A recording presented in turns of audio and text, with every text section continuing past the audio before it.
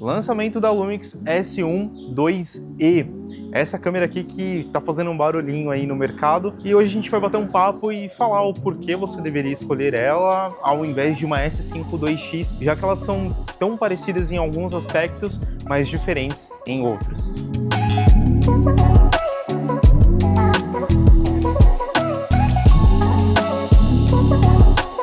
A minha ideia desse vídeo não é a gente conversar sobre a estrutura dela aqui externa, até porque no vídeo de primeiras impressões eu já falei sobre isso e eu vou deixar o link aqui para vocês irem lá e ver, né, um pouquinho ela ali nos detalhes, tá? Ela tem algumas diferenças no corpo em relação a S5 2X e a S5 II, então é interessante que você vá lá dar uma olhada caso você queira ver e tirar algumas dúvidas, tá?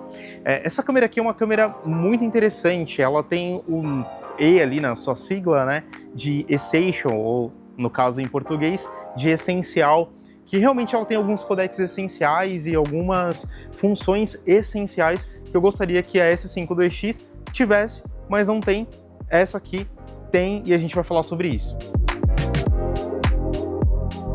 Quem tem Lumix há algum tempo sabe que os caras sempre inovaram e sempre trouxeram recursos que outras câmeras trouxeram depois de muitos anos, então ela sempre foi pioneira, por exemplo, com o 4K na GH4. Em 2014 nós estamos falando em 4K, coisa que outras marcas ainda não tinham. No caso da S1 2E não é diferente, a gente tem aqui, nessa câmera aqui, por exemplo, o False Color. E o False Color é uma ferramenta que você encontra em câmeras profissionais de vídeo, tá? De cinema, no caso, que ajuda bastante na hora de fazer uma exposição correta, por exemplo.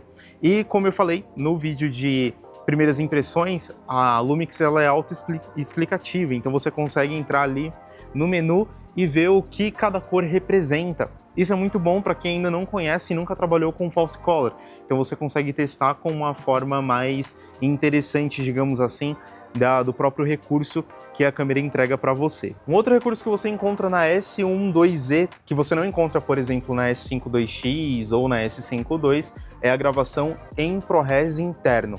Isso a gente encontra lá, né, na pioneira GH7, que trouxe, né, esse recurso como base para a câmera em si.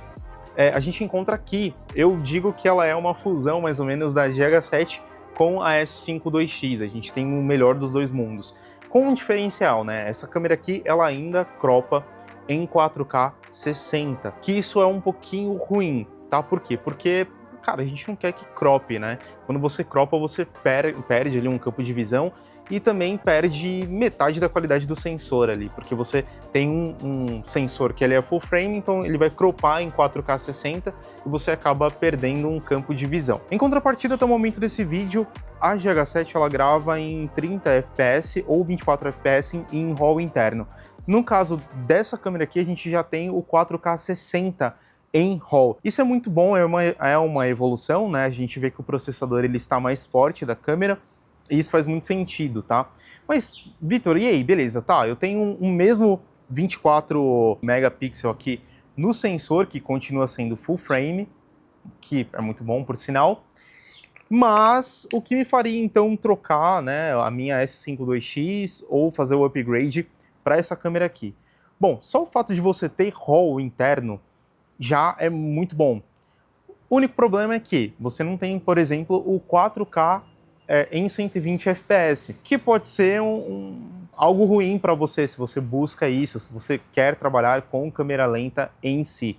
Então, sem o 4K em 120, você não tem aquele slow que você talvez gostaria de ter com essa full frame aqui. Mas eu acho que eles não colocaram nessa câmera aqui justamente para baratear um pouco ela e também para não matar a irmã mais nova, a S1 II, tá? Porque a S1 II já vem com alguns recursos que essa aqui não tem. Uma das coisas que eu achei muito interessante na S1 IIe é que a gente tem um aumento muito grande de codecs de vídeo. Por exemplo, a gente tem aqui, né, formatos em 6K, e aí você tem alguns formatos, por exemplo, o 6K, a gente tem um 6K aqui em 60 fps, deixa eu achar, que ele é diferente, ele é um 6K, não é um 6K convencional com o Open Gate do sensor, mas ele é um 6K que ele tem a resolução de 5.952 por 2.512. Então, quando você coloca nesse formato, por exemplo, ele achata, né, as bordas ali, você perde um pouco digamos, de lateral. E eu não sei exatamente o porquê que eles colocaram esse formato, nem acho que é tão usado assim, mas pode virar uma tendência, né?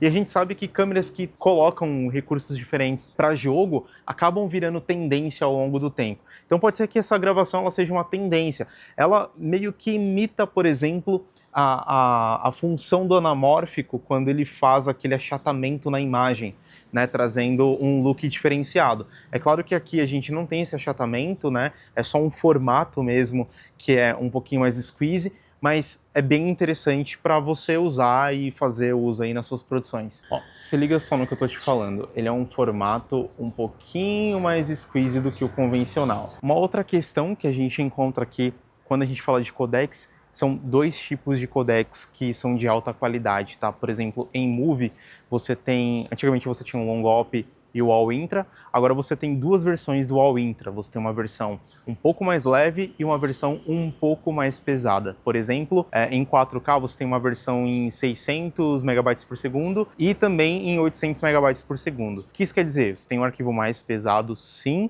mas você tem também um arquivo com mais informação e mais qualidade, tá? Porque quanto mais pesado é o arquivo, mais informação você tem. E isso geralmente traz uma qualidade maior do que arquivos convencionais. Em questão de estabilidade, eu sou um pouco suspeito em falar, né? A Lumix ela sempre trouxe uma estabilidade incrível nas câmeras. E agora a gente tem um outro modo que ele se chama o modo, em português, tá escrito como cropless.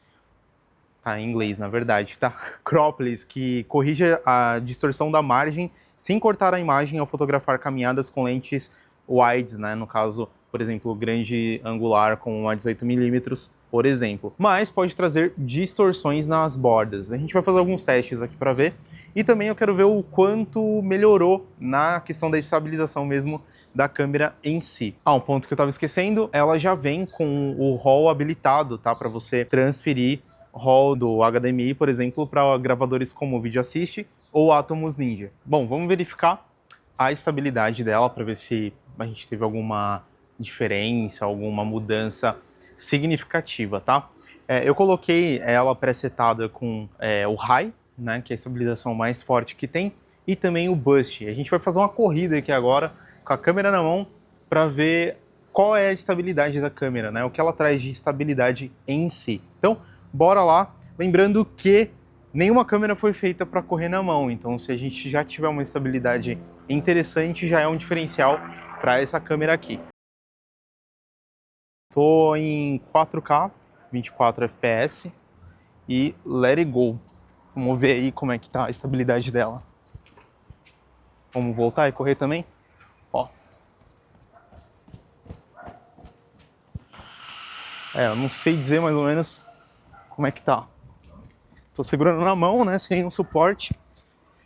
Vamos verificar para ver o que a gente teve de resultado aqui. Eu achei bem usável. Claro que não substitui, né, um gimbal, por exemplo, mas eu vou fazer o teste ao contrário. Tava segurando com a minha mão, né, e isso, querendo ou não, minha mão balança bastante porque é uma mão só e tal. Vamos fazer agora ao contrário. Eu vou correndo até a câmera, mas com as duas mãos segurando, para dar um apoio maior. 1, 2, 3, gravando, foi.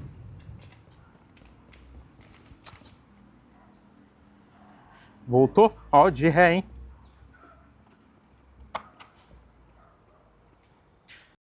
Bom, o resultado vai estar aí para vocês. E aí, deixa nos comentários aqui o que você achou dessa estabilidade. Lembrando que esse vídeo aqui ele só é possível porque a Panasonic Brasil nos emprestou essa câmera aqui antes do lançamento para fazer esse review para vocês.